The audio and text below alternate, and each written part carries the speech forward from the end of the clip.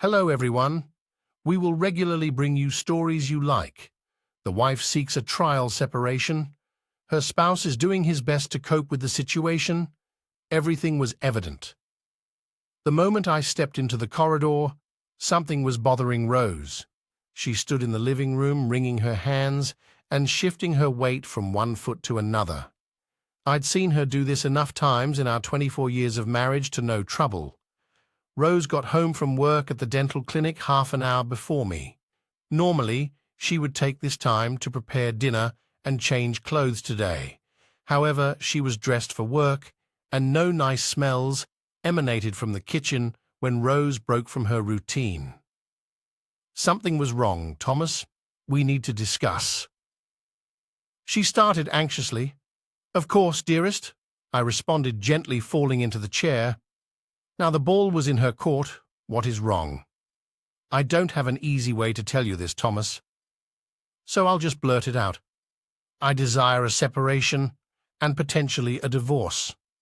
She confidently stated, I believe a trial separation would be preferable, but with the understanding that it could lead to divorce in the future. Okay, sweetie, I gently answered. I'll pack my belongings immediately as I got up and went to our bedroom. Dahlia's jaw almost touched the floor. I assume she expected more conversation and questioning from me during our marriage. I never get tired of reacting to circumstances in ways that Dahlia did not expect, and she continues to be startled. She was the predictable one, not I, if my instant acceptance of her request for separation caught her off surprise. My return to the living room less than a minute later, with two huge and fully packed luggage beside the door, caused her to stagger. I placed the baggage near the entrance, took out a piece of paper from my pocket, and handed it to Rose. Here's my new address and phone number.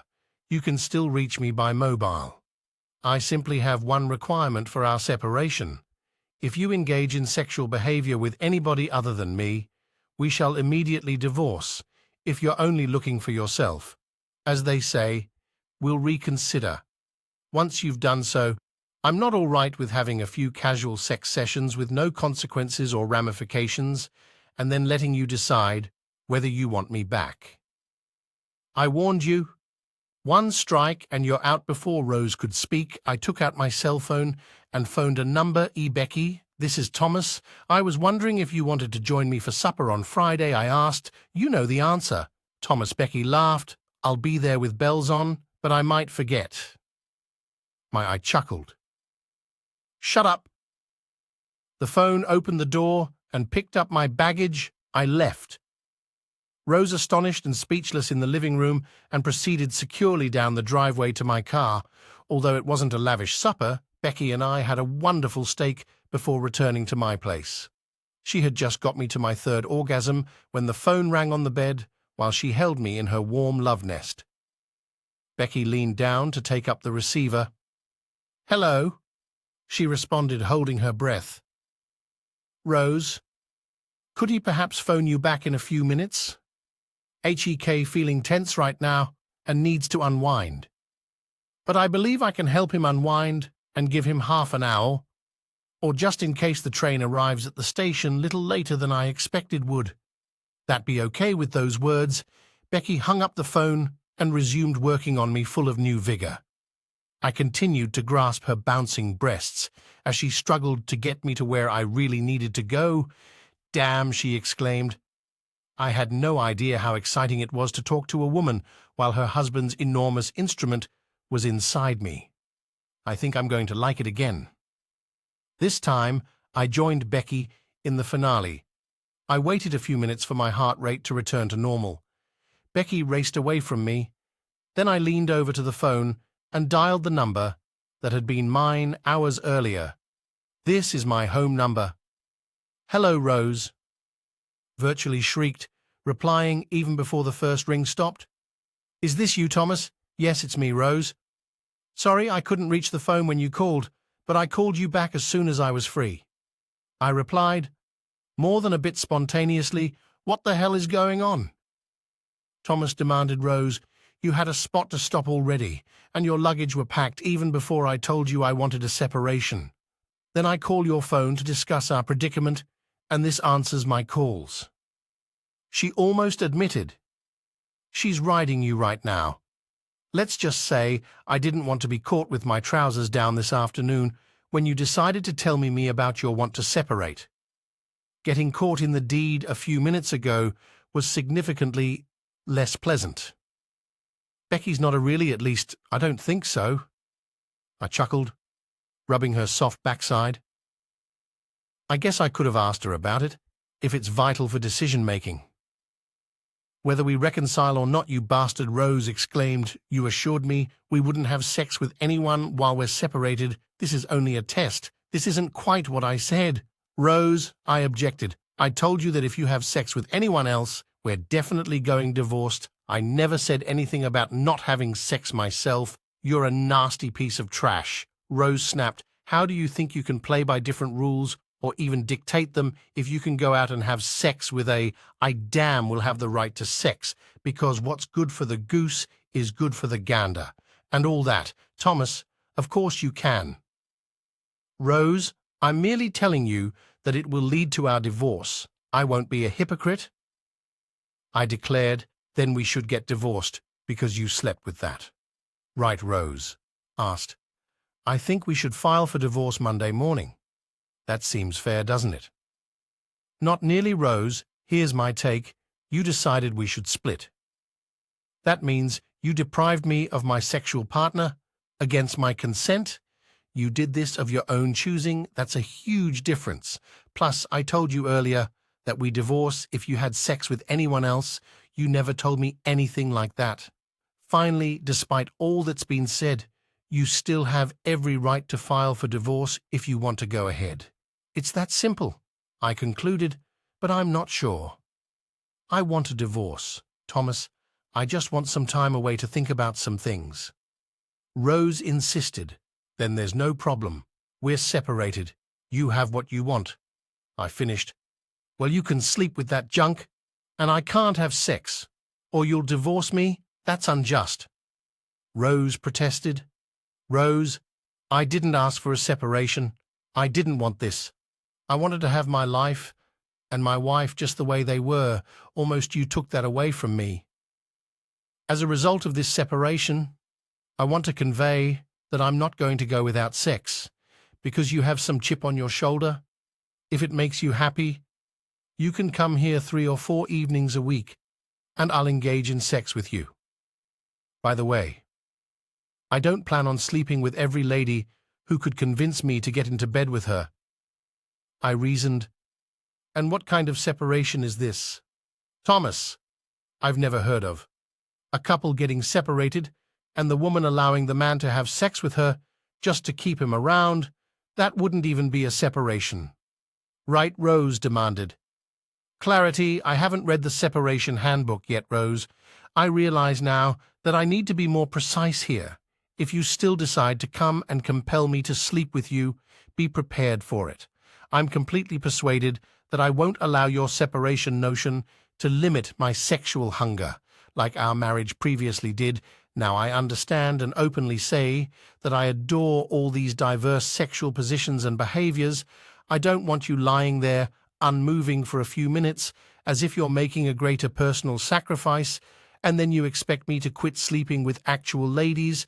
If you wish to appear at my door to satisfy my sexual need, bring lubrication, lipstick, and whipped cream, because I'll be indulging in sex with you in every imaginable method and in every area, again and again. I promise. What's gotten into you, Thomas?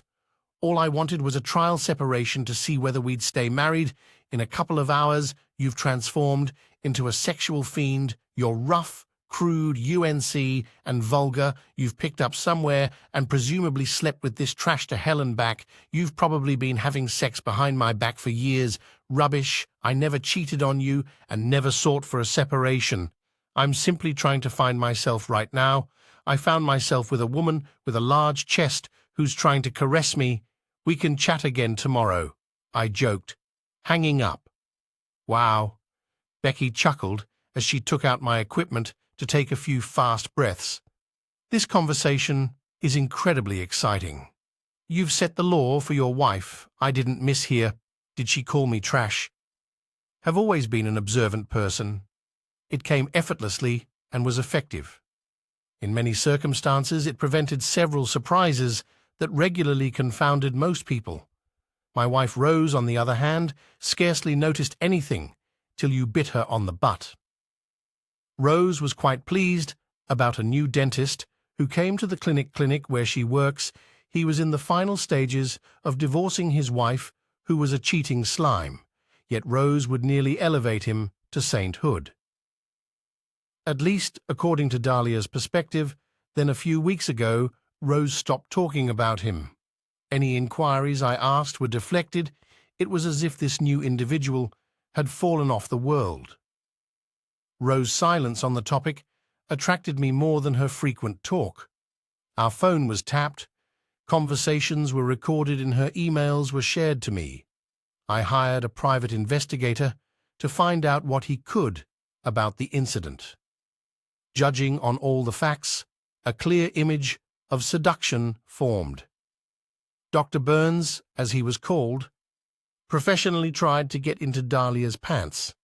He was getting divorced because he did the same thing at his There were even a couple of his past patients who were close to accusing him of ethical infractions. The guy was a scumbag, to Dahlia's credit. She managed to resist. She refused to cheat on her husband, and in the marriage, that's when Burns started pushing her towards a divorce. He asserted that Dahlia wouldn't cheat if she was separated and had sex with him. Therefore, it was vital for me to firmly warn Rose about having sex with anybody other than me if she cared about staying married to me. She would have to prevent that jerk from taking off his pants. Becky had been my co-worker for only a few months, but we had become close friends.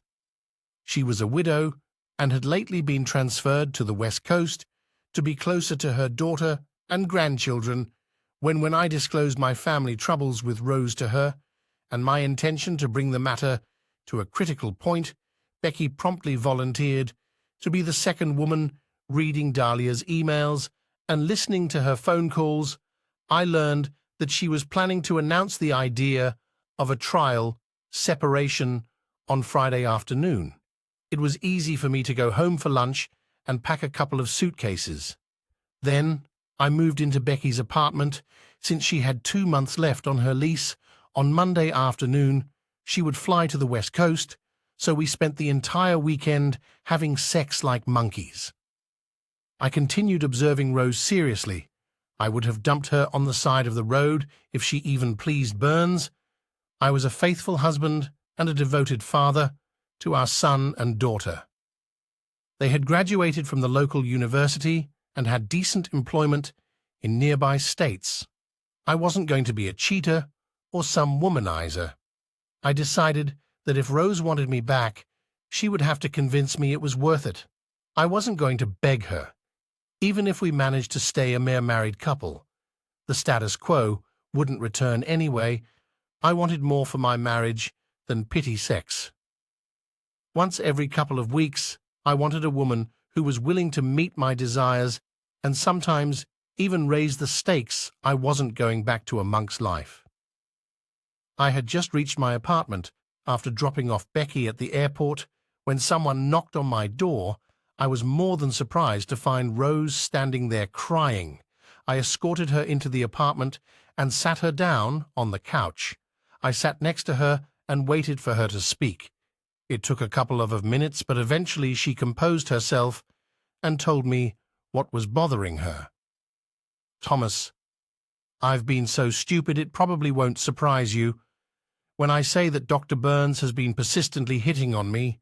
For the past few weeks, you seem to know more about who I am than I do. He convinced me to ask you for a trial separation so we could have sex. Rose confessed. He told me that if we were separated, it wouldn't be considered cheating, and that you would even treat me better. When I decide to take you back, everything went completely off script. You were ready, your bags were packed, a place to stay, and even asleep with some scumbag. It was all set, and then I come up with my brilliant idea. I'll never understand this, it seems, but I've been thinking so much about what I'll do. But I should have known you would outsmart me by light years when I called you on Friday evening, and that woman answered and almost admitted that you were having sex with her. I almost died. Then when you called back, I knew you had just finished doing it with her. It's horribly painful. Thomas Rose sobbed. I spent the entire weekend thinking about what you said. I gradually realized that you honestly outlined the situation for me. I was the one asking for a separation, not you. I planned to spend a few nights having sex with Ed Burns, and then I would have let you crawl back home. You would have been just an unconscious victim of my stupid scheme. Rose wasn't the sharpest tool in the shed, but she was always honest and open. That was one of the reasons why her recent actions caused so much alarm. She wasn't meant to be sneaky and cunning. It just wasn't her. It turns out you weren't an unconscious victim. Somehow you knew what I was planning and turned the tables on me in an instant. Everything changed, and now you are having an affair without guilt or remorse. I would have lost my marriage if I slept with it. I realized that you would somehow even know if I pleased him, because you warned me finally, after hours of reflection and even more self-pity and tears. I realized what I was trying to do to you and to us. I even understood your quick and very effective reaction to my foolish, selfish, and completely undeserved actions. You got me good, Thomas. But I deserved it. I decided to confront that good doctor this morning when he came to work. That he crossed the line, Dara concluded, so you just scolded him and expected me to forget everything. Rose, I asked, should I forget that you were willing to risk our marriage because of some damn fool, that you were willing to put me through hell because some jackass wanted to get into your panties? Rose, you're a wonderful woman. There are plenty of men ready to have sex with you at a moment's notice. Do I need to worry now that you'll do this with every man who looks at you kindly? No, Thomas. I didn't get rid of Burns this morning. When he arrived, a couple of police officers were waiting for him in the parking lot. He was arrested and charged with rape and who knows what else. One of our patients, Mrs. Gunn, claims he harassed her and raped her while she was under anesthesia. The investigation prompted a couple more women to come forward with allegations of inappropriate behavior. On his part, he's in deep trouble. Rose grimly smirked. He's a piece of, and I risked everything for him. Thomas, I can't say I'm surprised, Rose. It was pretty obvious to me that he was a cunning hound with the sensitivity of a street cat. Now he's out of the picture, and you think I'll forget everything. Thomas Rose slowly replied, I hoped you would keep your word if you hadn't lied to me. I've never lied to you, Rose, and I always try to keep my word. I just don't understand what you're talking about. I answered, feeling puzzled. You told me I could come here 3 or 4 nights a week and you just have sex with me. You said it would save you from having to persuade other women to share your bed. Remember? Rose asked. Yes, now? I remember mentioning something like that when you brought it up. I admitted. I also told you I wouldn't go back to what we had. You'll have to actively participate, not just lie there and let me use your body.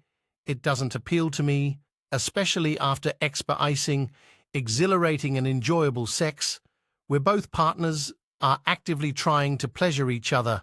I'm sorry if that offends you. I think I understand what you mean. Thomas, maybe you can help me learn to be more responsive. I'll do everything that Jerk would do for you. And even a little more.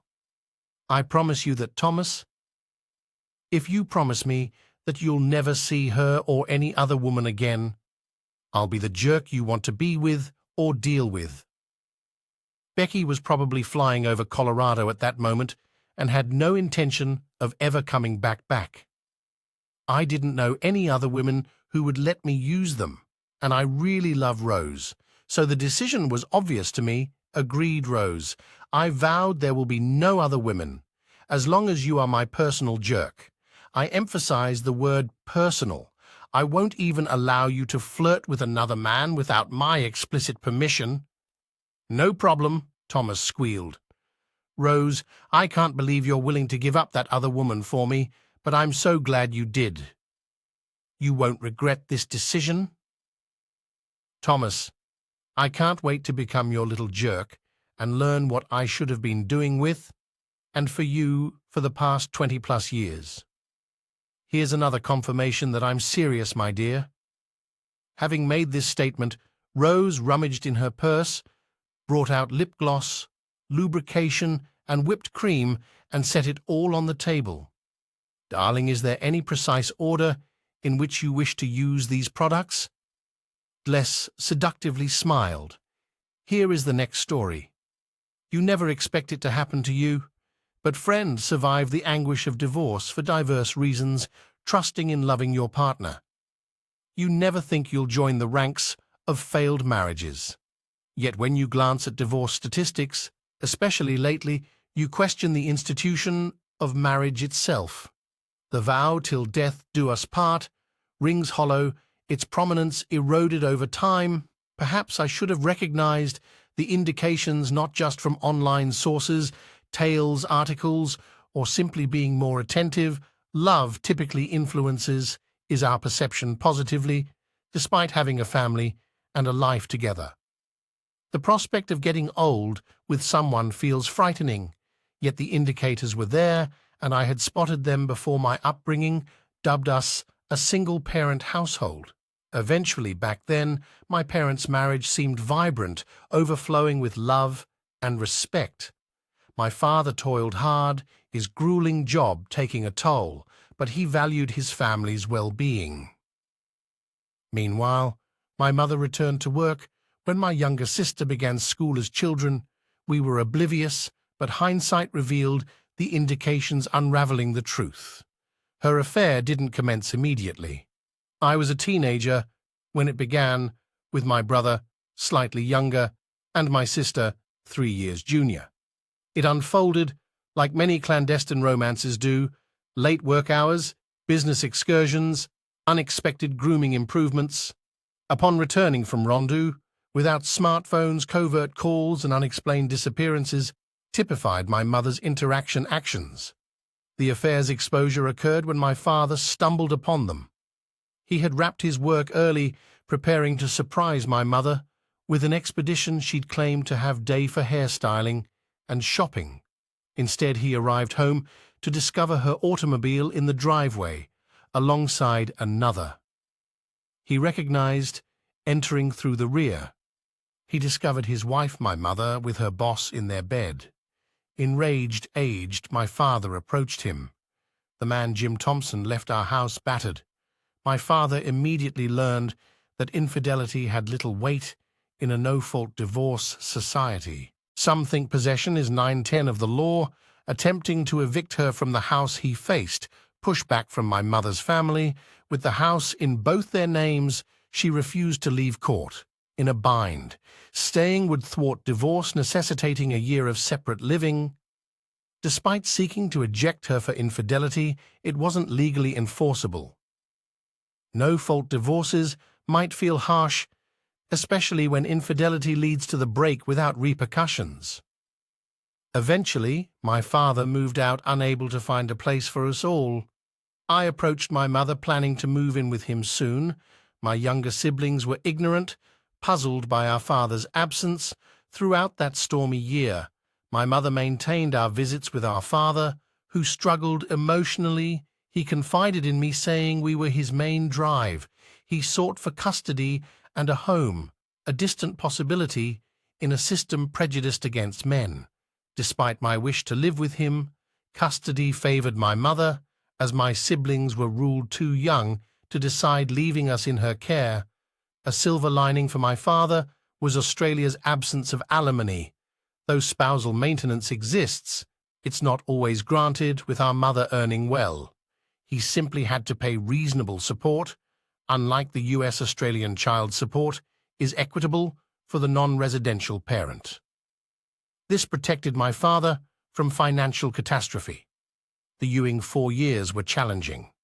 I loathed my mother making it clear to any suitor she brought home by 16. I left her in tears, we scarcely spoke, and I avoided home as much as possible. Post-divorce, my father discovered love with Naomi, also divorced. I embraced their relationship, and she became a loving figure to us, despite his unwillingness to remarry. They lived together happily. When I became 18, I left home, unable to tolerate my mother. My parting comments were harsh, reflecting years of pent-up frustration despite our parting. She cried. As I left, I reassured my brothers and pledged to keep connected before wishing my mother farewell. My mother's experience made me cautious with women, aware of my monogamous nature. I sought the same in a mate after reading multiple articles on infidelity post-high school. I dated casually, wanting to meet someone deserving of my trust and affection. At 21, working as an engineer and pursuing progress through school, I met Kylie, a recent university grad.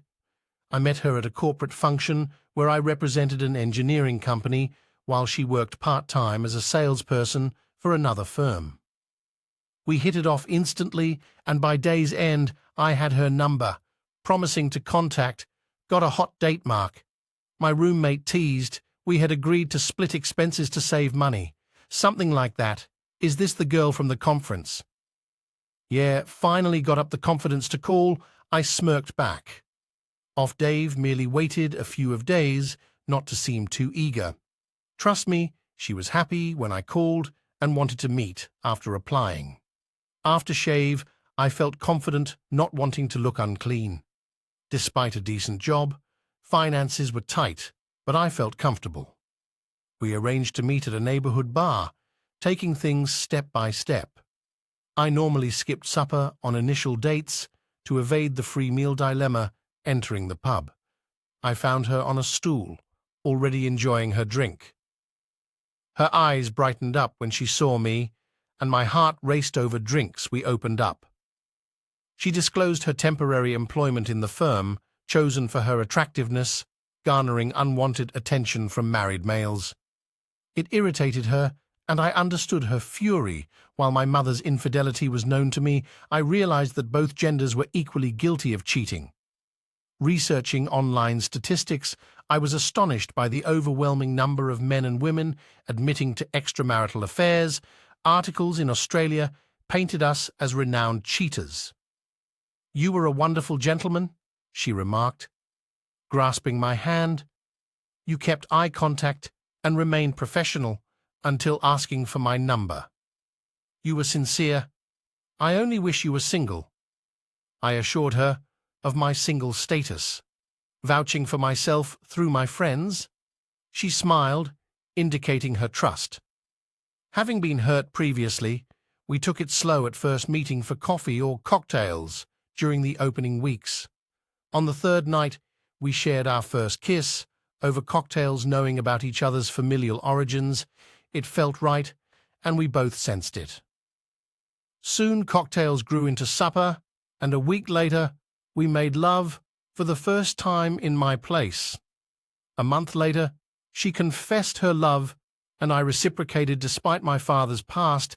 Kylie had captured my heart as she got a secure employment. We discussed big issues like living together, purchasing a house and creating a family. We promised to buy a house together before marriage, luckily escaping the housing boom in Australia. However, due to her negative credit history, she couldn't co-borrower on the mortgage. My father stepped in as a co-borrower. Saving the day, Kylie was sincerely thankful to him, and her parents admired me. 3 months after moving into our new house, I proposed, and our engagement and wedding plans were received with joy. Marrying Kylie was the happiest day of my life. We exchanged vows in a park surrounded by loved ones, both grinning with satisfaction as we vowed to each other. Our honeymoon, a week on a Pacific island, led to the revelation of her pregnancy. 9 months later, our beautiful girl was born, followed by a son. 18 months later, concluding 2 children were plenty, she went against surgery instead, choosing birth control, She combined parenthood with part-time work, until both kids reached middle school, then resumed full-time job by our mid-40s. I was a regional manager for engineering companies, often traveling. Kylie managed her own real estate office, occasionally visiting the CBD headquarters. Our daughter moved out to live with her partner, while our son pursued university education, married for nearly 20 years. Our love stayed strong. Though I could adore other women, my heart belonged to Kylie, and I never strayed. My father's experience constantly stayed in my mind. I should have been more watchful. Noticing the signals earlier, when I finally faced the truth, I knew I had to prepare for the worst. You never believe it will happen to you. Do you believe she's cheating? Dave asked, surprised. Obvious, but she adores you. I was naive, Dave. I hoped our relationship would improve once Steve went, but her behavior mirrors my mother's. The thought of that woman made my blood boil. I scarcely interacted with her throughout the past 2 decades. She attended my wedding, but only because my father demanded he now married to Naomi and retired, persuaded me to extend the offer. I complied grudgingly, feeling pressured not to appear as the villain, besides infrequent texts on her never-visited grandchildren. I kept my distance. Kylie understood and didn't push for a relationship with her either. What's your plan? Gather evidence and leave her if she's cheating. How I have ways lately, she's been particularly secretive. My responsibility for trusting her. Now I'm bracing for the worst meeting with a private investigator Monday to confirm suspicions. No need for photographs, just evidence. It's a bad you can't divorce. For infidelity, true, but early defense can assist. Luckily, she waited till the kids were out. Plus, there are details in our lives she's neglected that could assist. He sympathized, rubbing my shoulder. I'm sorry, friend.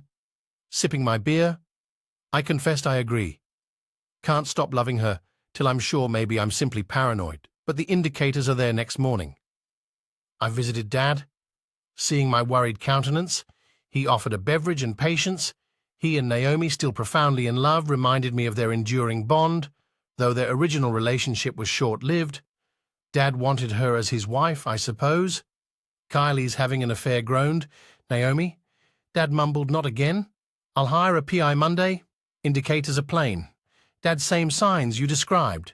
Mum, she's read a guidebook on infidelity evasion. It appears, but I woke up. What the plan? I smirked. Naomi chuckled, detecting my gloomy attitude. Dad, I'll transfer my house to you.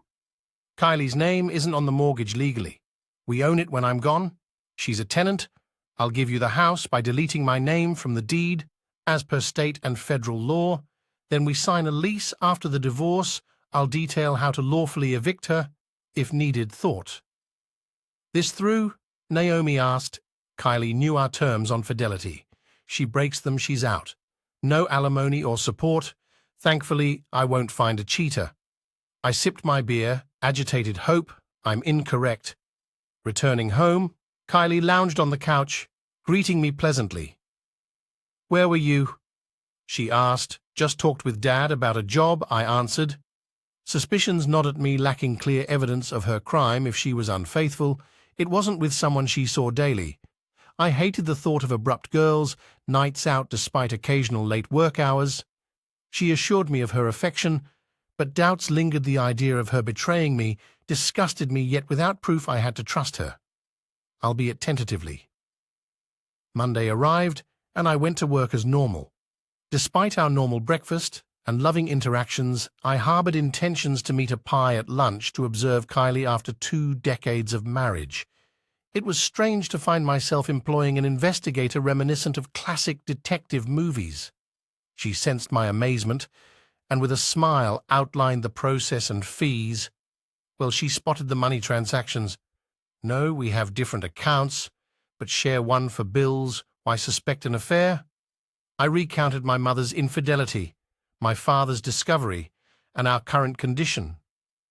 How's your bed life? She probed. Started well. Once our kid departed, but stalled 6 months back, I'd have closeness nightly. If possible, observe changes in her conduct. Yes, subtle ones enough for suspicion. I grinned. Not a full communist parade, but enough red flags. She described services, including phone tapping and surveillance, conceding. Some would be legally ambiguous. I clarified it wasn't a permanent affair. Unless I was blind, I had no notion if she was meeting someone during lunch, working late, or seeking occasional flings. I just wanted the truth. Given time to consider, I'd commence monitoring. Next week, giving up proximity was painful. Unsure of her fidelity, the prospect of sharing her made me nervous. I could have feigned illness, but honesty prevailed. I wasn't interested. Rejecting her overtures certainly puzzled her. She queried of work, agitated me, and I preoccupied. Confirmed. She reiterated her affection. As always, I called Wednesday, commencing surveillance. Doubts nod as if it were all in my head. Despite the investigation's findings, her adultery only came to light after a month of pushback. Meanwhile, I read about unfaithful husbands and planned for a divorce. I started preparing. Putting together an evacuation bag and shifting stuff to the car. Workers knew I was going to leave soon. I only needed to set a date. Our home was now completely in my father's name, and my wife was not named in the lease. Hopefully she would be released within a few months. It was Friday evening, and I got home as usual. Typically, Kylie would be in the living room, watching TV and drinking wine. We would get takeout, talk about our week, snuggle, and go to bed. Fridays were typically excellent, especially once the kids moved out. We would make love all weekend, but this time I heard her bustling in the bathroom, which seemed cliched. I took a beer and sat on the couch in the dark, waiting for her. When she appeared, she was dressed in alluring clothes. She was dressed in a colorful blouse, short skirt, stockings and heels, with groomed hair and cosmetics. She appeared gorgeous, although that was not for me. It took me a second to realize, Mark. I did not realize you were here. I arrived home at my regular hour. Kylie, you appear to be quite busy getting ready for whatever you have planned. Where are you going? She paused. I have a date tonight. Mark and John from work. It's just a work thing. It was an outright falsehood. I knew John, her affair partner, from her company's main office. He was married with children. About our age, I am not sure what she expected me to do, but there comes a time when a guy washes his hands of everything. If she expected me to beg or plead, she didn't know me. I stood up, meeting her gaze as I approached. She flinched, and I smiled before heading to the kitchen. Are you not going to say anything, Mark? No, she had no idea how prepared I was. We were both adept at acting, but I wasn't about to deceive her with lies. Okay, fair enough. I will be back later. We will talk. Then I did not react. Instead, following her to the door, she looked back, unsure whether it was guilt or not. I didn't care anymore. Good night, Mark, she said. Hello, Kylie. She most likely understood my silent message, but she may have assumed I would tolerate it like the other males. But I refused to be a betrayed guy. I would not stand for that. I was not interested in open marriages or anything like that. It undermines, degrades, and entirely ignores the marriage vows. When she left, I rushed into action, retrieving my evacuation pack and another luggage. I loaded them into the car. Thanks to modern technology, I was able to handle everything online or via phone apps. Our debt was low. Just one credit card, which I soon paid off and cancelled. After paying our upcoming payments, I transferred the majority of our joint savings to my account, leaving her with enough for a few months' expenses, with possession equal to 9/10 of the law and the house in my name. She quickly realized she was on her own, walking through the contaminated memories of our home. I sighed and sipped my beer. I had to make 3 calls. One is simple, but the other two involve significant debt. She admits she's cheating. She stated, "She was going on a date tonight. The plan begins right now. Where are you going?" Adelaide, new work for a year. Following the divorce, return to Sydney. That is the plan. I get it, son. I will keep your location private. A new number sorting it out. When I arrive, we'll send my address. Drive safely and smartly. Dad, I am merely leaving a cheater. It feels like history is repeating itself. You have done nothing wrong, Mark. Peace, move on. We love you, kids. No, not yet, thank you, Dad. Talk shortly. Calling my kids was difficult first. My daughter, she cried when she heard it. Heartbreaking, I reassured her of my affection, but I'm leaving for now. We will send out an email with updated information. As for my son, he handled it stoically, calling his mother a cheater. He merely wanted to know what I would do about him. I will find him and tell his wife the truth. Truth, no vengeance. Steve, this is real life, not a made-up narrative. I'm heartbroken right now, but all I can do is wait for the divorce and then restart my life. I'll be 46 when it happens. Can she demand counseling? Our marriage and divorce laws differ. Forget the stories based on state laws. We've been living apart for 12 months. I can file for divorce. However, I will not even be obliged to attend court. I will just to make sure everything runs smoothly. She cannot demand counseling after 20 years of marriage. Dad, take care. You know how difficult the courts can be. If she's persistent enough, I'll simply provide my facts to the counselor, put the images in front of them, and ask if they want to stay married to the woman who was cheating on them. Okay, Dad, take care of yourself and stay in touch. After you reach your destination, I will keep you updated, since I feel Mom will contact me. She knows. Lady will protect you. Thank you, Stephen. We will talk soon. That was it. I left a quick letter for Kylie stating my leaving and that my father would contact her. There was no explanation given. Thus it came as a surprise. I notified our children, just like my father had done. If her parents inquire, I can provide proof. If necessary, I placed my wedding ring on the coffee table with the note and copies of proof, kept the originals, and drove away from the house. I felt a weight lifted. I reserved a hotel outside of the city to organize my transfer to Adelaide.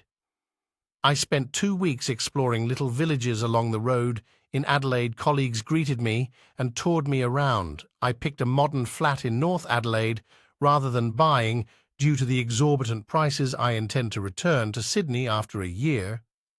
Once situated, I informed my relatives of my new place. Charlotte called right away. I am eager to visit.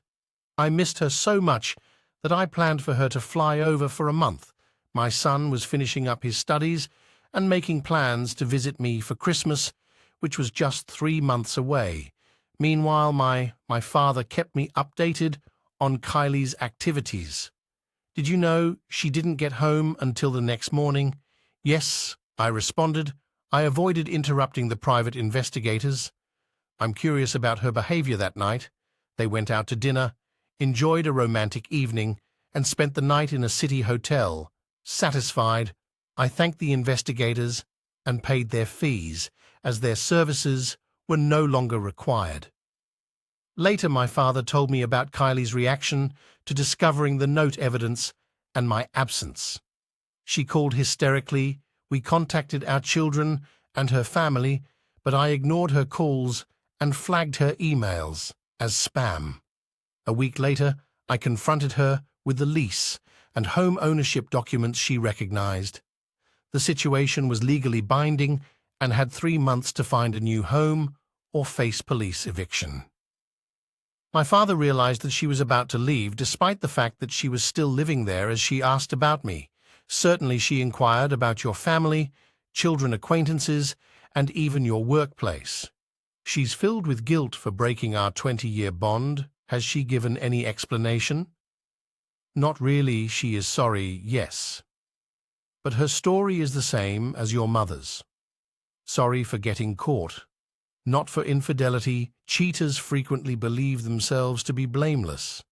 They maintain it was only physical. But I never deviated from mere physicality.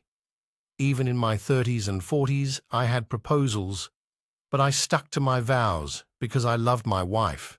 I fell in love again with Naomi. Mark, allow time to heal, grieve about your marriage. When you're ready, invite someone fresh into your life. There are many good women out there. Thank you, Dad. Love you, son. Look after yourself. Work became my haven, keeping me busy. I traveled around South Australia, visiting stores and suppliers, and spending weekends touring the Barossa Valley. Divorce changed me into a tough negotiator who refused to compromise unless it benefited my company. Fortunately, my supervisors were delighted with my performance and even offered that I remain in Adelaide permanently. My daughter paid me a visit at the airport. About a month after I moved into my apartment, she joyously cried, "Daddy," and jumped into my arms. We spent a week together, and despite my work obligations, I prioritized our time during our chats. She told me that her mother had besieged her with calls attempting to defend her conduct. I reluctantly showed her my evidence while she read tears streamed down her cheeks as she vented her rage toward her mother. Despite being assured of her mother's love, I feared that she would take a long time, if ever, to forgive her. The day she left was hard for both of us, knowing she wanted to stay for my sake.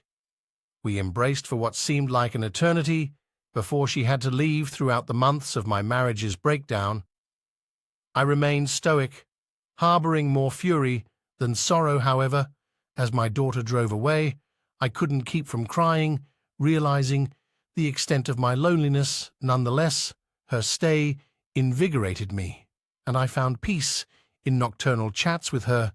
Many requests for my son and assurances of assistance from my brothers. My father kept me informed of developments, and former colleagues from Sydney reached out for informal discussion and laughter, providing some solace. Despite the chaos, lightning struck again about 6 weeks before Christmas.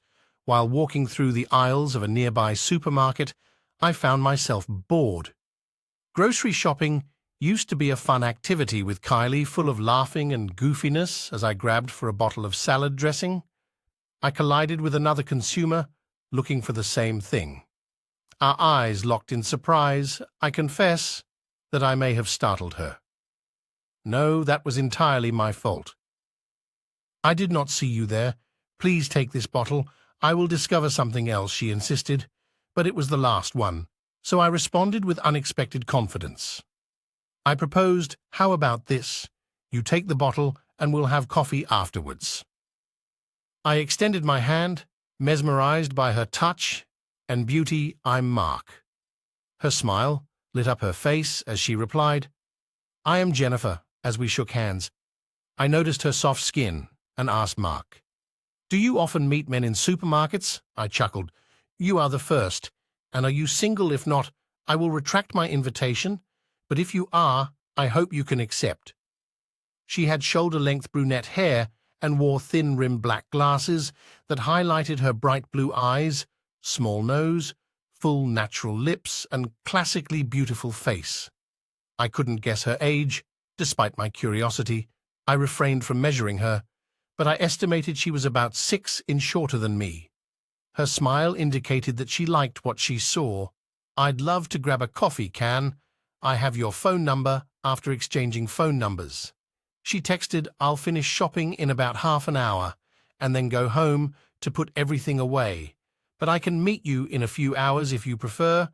"Are you local?" I asked. "Yes, I live nearby," she replied. "Same here. I avoid long drives for groceries. Let me know where you will be, and I will meet you there," moving the cart forward. She rested her hand on my forearm. "See you soon, Mark. It's been too long since I went on a coffee shop date." I recognized her tone and met her gaze, sensing the pain in her eyes, a reflection of my personal struggles. "I'll text you once I get home and tell you where to find me after finishing my shopping." I hurried home to put everything away before showering and changing. Before leaving, I texted Jennifer about meeting at a nearby coffee shop I liked, and she responded by saying she frequented the same place and wondered if we'd met before. I'll admit that I was a little nervous waiting for her. I dated my wife throughout our marriage, but this was my first real date in 20 years. Jennifer arrived overdressed, but she looked stunning in a sundress. After getting our drinks, we talked and got to know each other. Jennifer confessed she was astounded by my confidence in asking her out at the supermarket when you touched my hand. Mark, I felt something. She admitted blushing but shaking her head at the thought of it being her imagination. I'd read about such connections, but I always assumed they were just stories we exchanged. A smile, as she extended her hand, and as I took it, she whispered I felt it again. This time from my side, we didn't get too deep into our stories, especially on our first date. I recognized her name and saw her bare left hand. The remnants of a ring were visible. She worked as a kindergarten teacher, but did not have her own children. She lived alone in a small apartment with a few close friends. Her parents and younger sister lived in the city, and she revealed she was 35 years old. I replied, I'm a 45, Mark, your age. Does not matter. What matters is the type of person you are. She reassured me, prompting me to reveal my recent breakup. I suggested another drink after noticing her anxious expression, sensing the need for explanation, but unwilling to reveal everything on our first meeting. She surprised me by saying, No, Mark, I trust you for now. I see you're hurting. Is this so obvious? I've seen the same expression in the mirror. She admits taking my hand and offering comfort. It gets easier. By the day, the person who broke your heart will eventually fade from memory. With a reassuring smile, she continued, and maybe you'll meet someone who starts to mend it. It may take time, but it does occur. My father has always said the same thing. Your father has some wisdom, I remarked, as we finished our second glass and headed outside, approaching her car. I felt a little uncertain. Should I kiss her, hug her, or say a bitter farewell? I chose a hug and found it difficult to let go. I was surprised by the intensity of my attraction to her, but eager to explore it further. It appears she felt the same. Neither of us wanted to break our embrace. RCE give me a call this week. Mark, I would love to talk again. How about tonight? Her giggle pulled at my heartstrings. Feel free to call at any time that night. And every night thereafter, I dialed her number. I suggested a Friday dinner to avoid disrupting her regular teaching routine. When she agreed, I couldn't contain my excitement and danced around my apartment. After we hung up at Thursday's conference, everyone assumed I was seeing someone to avoid jinxing it. I mentioned my coffee shop date, an upcoming dinner with the same person, explaining that I preferred dating one woman at a time and choosing a restaurant with high ratings despite the casual vibe. I dressed smartly when I arrived. Jennifer was already there, looking nervous. Without hesitation, I leaned in for a kiss, which she returned. Wow, she whispered, if that's how you greet me, I'm excited for our second date. As we sat in a cozy booth, our conversation flowed seamlessly. We shared appetizers and desserts while enjoying each other's company and losing track of time through captivating conversation and shared glances. The meal was excellent, and the service was attentive but unobtrusive. I settled the bill and suggested we go to Holland's for another drink, which Jennifer readily agreed to. I led her to a tranquil bar with soothing piano music playing in the background. Jennifer sipped a cocktail while I drank bourbon. She eventually asked what was on my mind, and I let it all out. Our meeting, our lives, our children, and our professions. Then I opened up about my father's struggles, my strained relationship with my mother, their divorce, and how it made me realize that my own marriage was failing. I confessed that I was still married, but separated, Relocating to finalize the divorce, I assured Jennifer that if she received my actions as cheating, I would not hold them against her. My marriage was effectively over. The legal process was simply a formality. I explained that I would return to Sydney to finish it, and that if she met someone in Adelaide, we'd have to talk about our options. Being away from my children in Sydney was difficult, and the thought weighed heavily on me. I miss them every day. Jennifer shared her own story, revealing that her ex-husband was both charismatic and controlling. Despite her parents' warnings, she fell in love at 19 with a man 6 years her senior.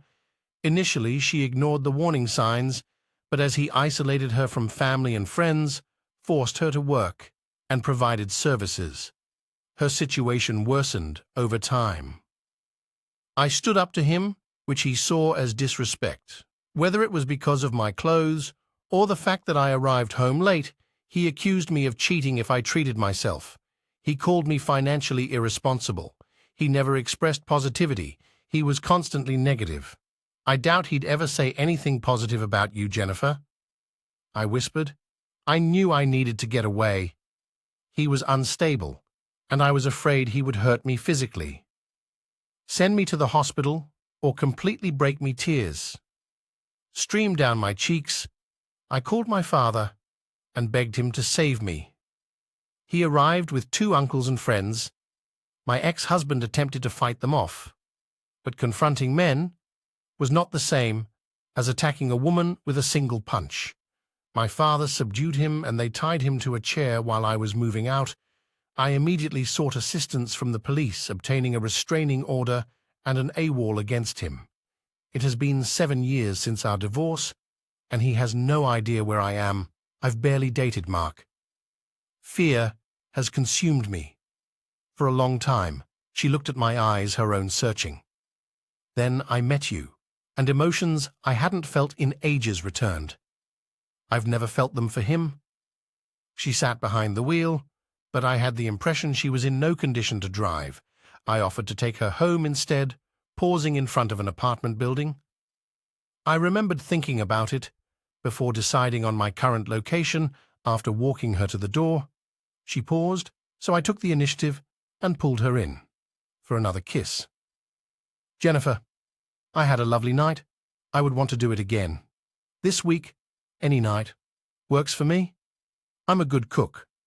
How about dinner? I'll bring something too. I'm not a bad cook myself. She grinned. Let her make it a cook-off. Wednesday sounds good. Perfect. Mark, expect your customary nightly call tomorrow. How about the beach? I just want to have fun when I got home. I waited until I was comfortable on the couch with a beer before I checked my phone. Had a fantastic night. Mark wanted you to stay, but let's take things slowly. Em agreed. Bring near Wednesday. Mark, it's too early for anything more than sleep. Jennifer, are you tired of sleeping alone? I agree, my bed has felt empty since we picked you up at 9 a.m., breakfast in beach. What's your favorite color when it comes to women? I usually become blue-black or red-perfect. See you, Mark, sweet dreams. Beautiful. The final message was heart-stopping. The following morning, Jennifer honked outside. She greeted me inside, joking about the men's need for brooms after breakfast. We headed to the beach and spent the day there, occasionally cooling off in the water. Drink love but don't want to leave change, and return for drinks, stay the night.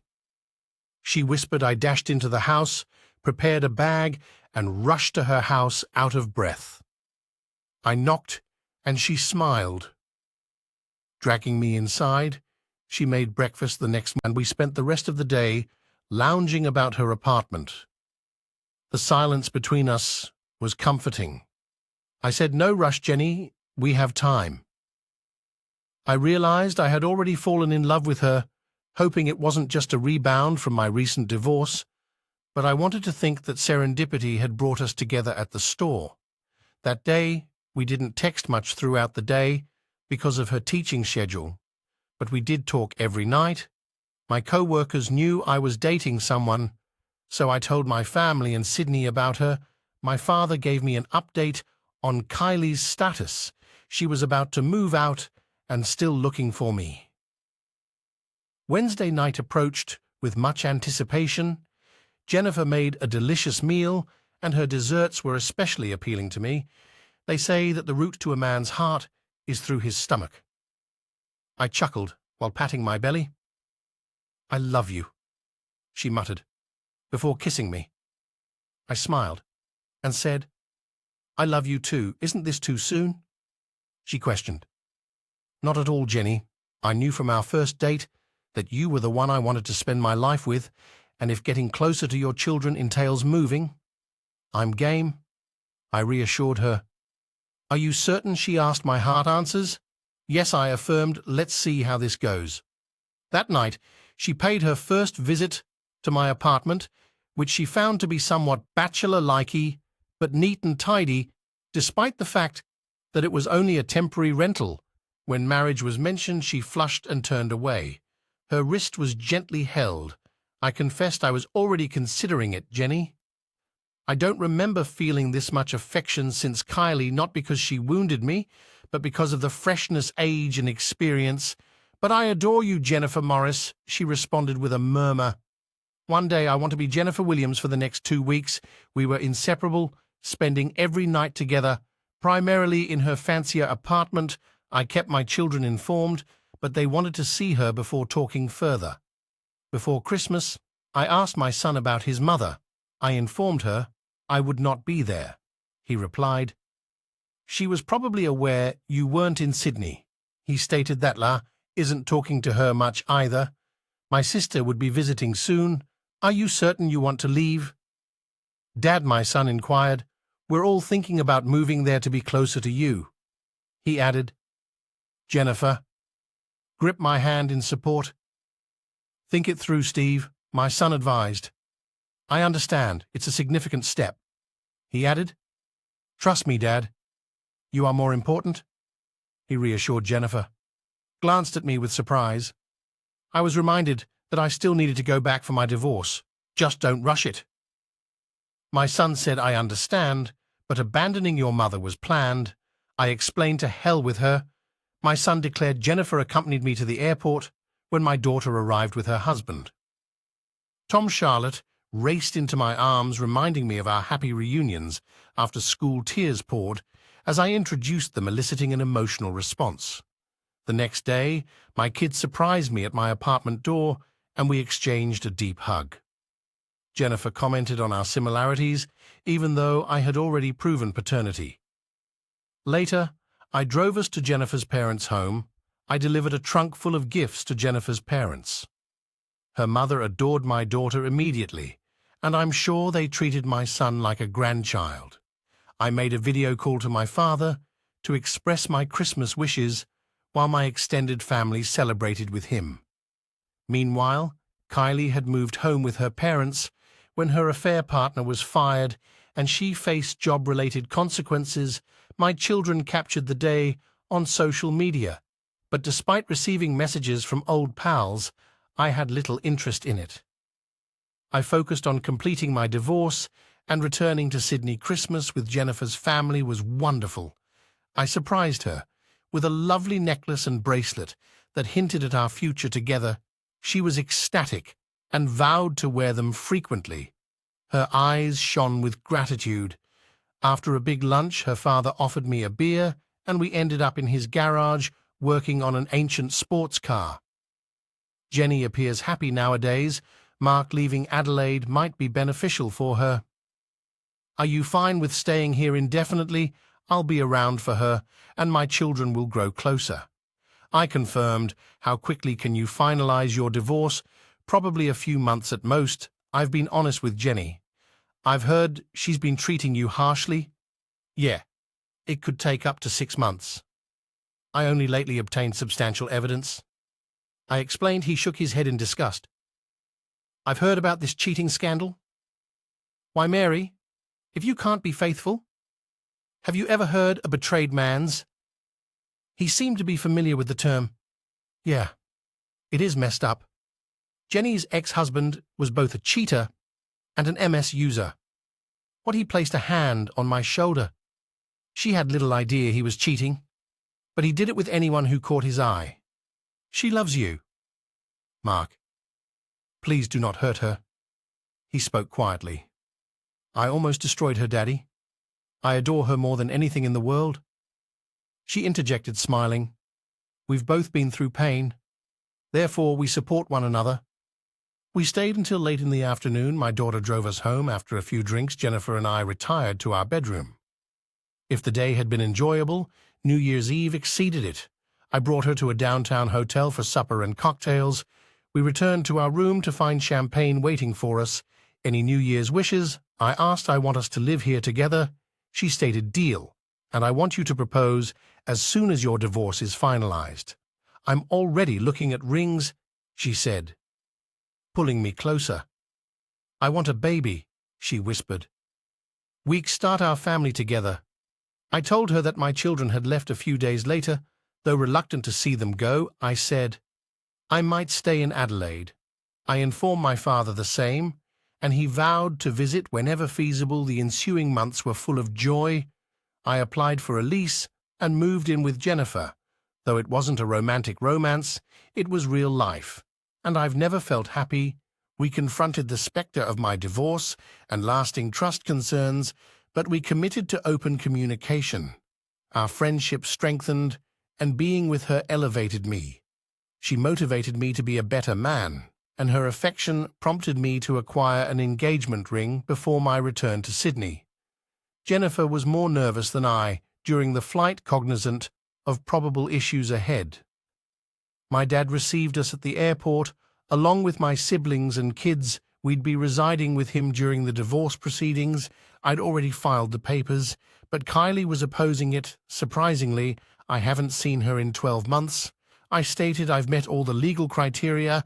I've been in Adelaide for a year, and she hasn't been with me. True, but she may still dispute. My lawyer answered, but no judge will accept her claims nor compel counseling. Is Jennifer your partner? Yes, and once the divorce is final, we'll marry and establish a family. Jennifer interjected, I'll contact her lawyer. My lawyer concluded 3 days later. My attorney suggested Kylie would sign, making it a joint petition. If I talked to her, the lawsuit would continue easily. My lawyer proposes I speak to her. I told Jennifer, you're with Jennifer. Now starting a new family. Are you still angry? My dad asked. Not really. Let her have her say, then let's move forward. I guaranteed him. The following week, we were in court. Once she signed, the judge would approve our divorce, and I'd be free a month after the divorce decree. I hadn't seen Kylie since she departed for her date. As we entered the room with my attorney, Kylie appeared astonished to find me with another woman, ignoring her. I ensured Jennifer was comfortable, holding her hand on the table while she leaned on my shoulder. Finally, I faced Kylie. To be frank, she looked dreadful. I'd heard that Kylie's life had been rough since I left her. I had no sympathy for her at all. She made a choice that cost her everything. She has little touch with our daughter, and our son seldom speaks to her. My whole family cut connections with her. Even her own family was disappointed, but felt forced to accept her. Once my father kicked her out. Speak up, Kylie, so we can finalize this divorce. I want to move on with my life. You're in the past where you belong. Who is she? She inquired quietly. That's Jennifer Morris. After the divorce, I'll propose to her. She'll soon be Jennifer Williams. I'll gladly accept his proposal since I want to be his wife and the mother of his children. Jennifer added, once she says yes, we'll organize a simple wedding. Hopefully, by then she'll be pregnant. I could see the agony in Kylie's eyes. I still knew her well. You bounced back quite swiftly, she remarked. I wasn't the one who cheated, Kylie. I remember the evidence I found. You never provided me an explanation. I departed that night, and you said nothing. You didn't fight for us. I didn't need to argue, because I was your husband. So in the end, you weren't worth fighting for. You betrayed me. Kylie, after 20 years together, you unveiled your true colors. We discussed monogamy and fidelity. I warned you that if you were like my mother, I'd leave you. Made my decision easy. Do you even regret it? Don't bother answering. You don't regret it. You regret getting caught, not revealing our marriage as a fake. You're just like my mother. Her lawyer interjected. I glared at him. Back off. If you don't like it, she wants to discuss. I have the right to speak too. I made an error. Treason isn't a mistake. It's a sequence of decisions, whether he seduced you or not. Doesn't matter. You slept with him and lost the right to call me your husband. It was just love-making. And there it is, the phrase so many add to explain their conduct. But for most, love-making implies love as my wife. It should have been me, not some fool from work. We talked about this before we married, Kylie. I warned you. What would happen if you cheated? My mother cheated too once. I recognized what you were doing. I gathered proof, even if you answered no that night. I would have left, but you disrespected me. You took all our money. No, I gave it to my father, who still has it. He'll sell it and give me most of the money. You didn't deserve a chance, Mark. Where do you live now? None of your business. Our children can choose who they spend special days with. She fell silent. Knowing her words wouldn't change my mind. Just sign the paperwork and move on. Jennifer advised. He's moved on. We adore one another and are starting a new life together. I comforted him when he needed it most. He's mine, heart and soul. I didn't mean to, she added. Tear carefully. I still adore you. Mark responded bitterly. But you're not my problem anymore. We're going nowhere. Her lawyer interjected. Just sign, and this he's moving on. Your marriage is ended, sign, and move on. He placed the papers in front of her, and she signed, tears in her eyes. Do I need to stay? I asked my attorney. No, you're free to go. You'll obtain the decree by mail. Then we're done, I said, raising with Jennifer and leaving the room. I'm sorry, Mark, she said. I'll always love you. While the apologies meant little. Suddenly those last 3 words still lingered. Yet the woman holding my hand was the one I loved shortly to be my bride in just over a month. Outside, my father, Naomi and Charlotte awaited us at the cafe. Motioning with my head, we headed to the nearest pub after buying a drink for each of us.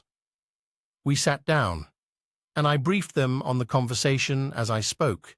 They perked up, recognizing it was primarily me doing the talking. What did she look like? Charlotte asked. Pretty rough. Definitely showing her age, Jennifer said. In my ear. Did she sign the papers? My father queried. Nodding, we raised our glasses and took sips. I went through something similar with your mother. I'm sure Kylie said what she needed to, just as your mother did with me. She wasn't blaming me. Son, Mum was nagging you about working too hard? Stephen noticed. Did she try to defend it? He asked. Yeah, the standard justification. It was just love-making. I answered. What's with these women, insisting it was merely love-making? Charlotte mused, nearly to herself. I'm committed to my husband if I want something. I look to him. Naomi stated, blushing as she realized her audience included her father and grandfather. We shared a laugh. Well remarked, girl. Those are words to live by. My father prayed GED, and if he needs a little help, he understands what to do. Naomi added. Naomi, that's my grandfather. Charlotte exclaimed. He's not dead, and neither am I. I'm 65 and still capable. Naomi responded. Your grandfather and I swore to be faithful. After our unsuccessful marriages, my father shared. I'm just relieved. It's almost over. I admitted. Infidelity is unforgivable if you were younger. Maybe I'd feel trapped. Naomi reflected, staring at my dad, but he always backed me. We stayed in Sydney a few more days, making arrangements with family. Charlotte and Tom agreed to come to Adelaide, while Stephen was still deciding, but likely to join us. Surprisingly, my sister offered to join us for supper, arriving alone with news of her own dissolved marriage. "You can stay with us until you work things out." Jennifer offered warmly. "Your family now, and my family is yours too. We're selling house here and going to Adelaide." I chimed in. "Housing prices are more reasonable. They will buy a spacious house with accommodation for our growing family." Jennifer added, resting my hand on her stomach, "I'll be carrying our first child soon." "How many kids do you want, Mark?" she asked. "As many as you want, Jenny. I adore being a dad." A month later, I received the divorce decree confirming the legal end of my marriage to Kylie Daniels. I never heard from her again, but word had it she departed Sydney within 6 months of our divorce, according to Stephen, who was her lone point of contact. She relocated to Queensland to make a fresh start. After that, I stopped inquiring, and Stephen ceased updating me as I no longer had any interest in her whereabouts. Just 2 days after receiving the divorce papers, I proposed to Jennifer on the beach, surrounded by our families. She could hardly talk before I put the engagement diamond onto her finger. 6 months later, we tied the knot on the same beach just a short distance from our new home as she approached me and her bridal clothes. Her pregnancy was evident, yet my soon-to-be wife radiated happiness as her father brought her toward me, offering her hand. Our smiles were uncontainable as we faced the celebrant. "My dear ones, we are assembled here today. Update, I'm nearing retirement, and life couldn't be nicer. Jennifer and I have been happily married for nearly 2 decades, cherishing every moment, from our first date to our wedding day. 6 months after I returned to Adelaide, both my daughter and son relocated here. My daughter is happily married with 3 grandchildren, while my son and his husband have adopted 2 children a year. Post-divorce, my father and Naomi in with us in Adelaide, where my father gently passed away after nearly a decade to support Naomi. We provided her a big granny apartment, ensuring her independence.